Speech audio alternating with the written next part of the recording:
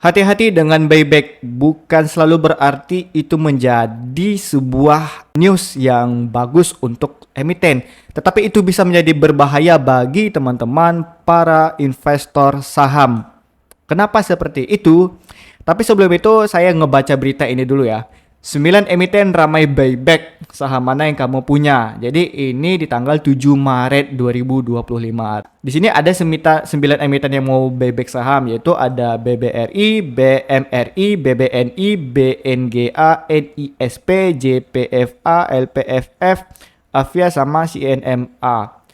Nah, di sini saya ingin memberikan insight terbaru bagi teman-teman. Di saat saya membaca buku sekuritas analisis dari gurunya Warren Buffett, Benjamin Graham, beliau pernah bilang begini, buyback itu bukan selalu berarti bagus karena ada juga emiten yang berusaha melakukan manipulatif terhadap harga sahamnya.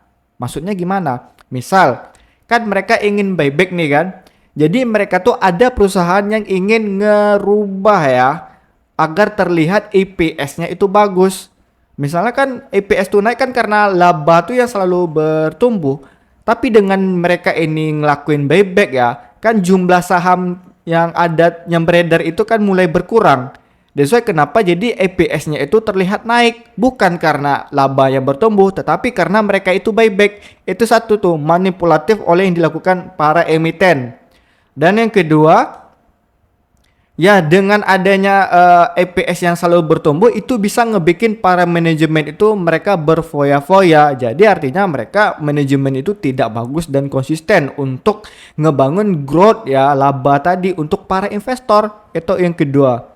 Dan yang ketiga yang berbahayanya bagi buyback ini ya, ada beberapa perusahaan yang berusaha ngotot untuk ngebeli ya atau buyback dengan hutang. Untuk apa? Untuk EPS tadi. Padahal itu akan ngebentuk hutang yang meng-leverage ya. Hutang itu menjadi leverage, mengcompounding berkali-kali lipat. Seandainya ternyata investor itu tidak tertarik untuk ngebeli si perusahaan tadi karena EPS yang manipulatif tadi ya gara-gara buyback ini, ya hutangnya makin melonjak kan. Akhirnya bisa kolaps gitu. Jadi hati-hati, bukan selalu bertanda buyback di sebuah emiten itu berarti bagus ya.